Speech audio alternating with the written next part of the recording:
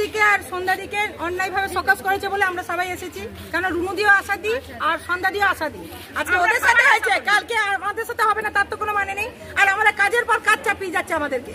আর আমরা যদি বলতে যাচ্ছি আমাদের তো মানে বিপিএসসি তে কোনো সম্মানই নেই। আমাদের মানে জিজ্ঞেস করতে গেলে তাতেও কুত্তার মতন আমাদের তাড়িয়ে দেয়, কোনো কথা বলা যাবে না। আর ব্যামেদের কাছে বলতে গেলে ব্যামেরা বলে আমরা জানি না, স্যারেদের জিজ্ঞেস করুন। তাহলে এটা কোনো কাজের কাজ? আমরা কাদের নিয়ে চলছি? আজকে আপনারা এখন কি চাইছেন?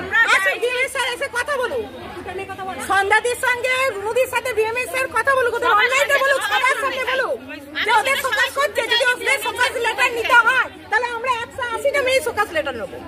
কারণ হচ্ছে গত রবিবার মানে হচ্ছে 13 তারিখ গত রবিবার আর হচ্ছে আশা অফিসিয়াল গ্রুপে একটি আশা দিদি পোস্ট করেন যে বিএমও স্যারের চেম্বার থেকে আমাকে গলা ধাক্কা দিয়ে বাইর করে দেওয়া হয়েছে।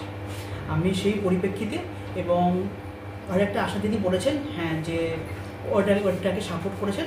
তো আমি সেই দুটো আশা দিদির কাছে আমি শোকজের মানে চিঠি করেছি এবং জানতে চেয়েছি আপনাদের কাছে যদি কোনো ডকুমেন্ট থাকে যে বিএমও স্যার আপনাদের ঘরে মানে ঘাড় ধাক্কা দিয়ে চেম্বার থেকে বের করে দিয়েছে সেই ডকুমেন্ট দিন, অথবা কেন আপনারা অফিসিয়াল গ্রুপে এটা লিখেছেন সেটা আমি জানতে চাইছি।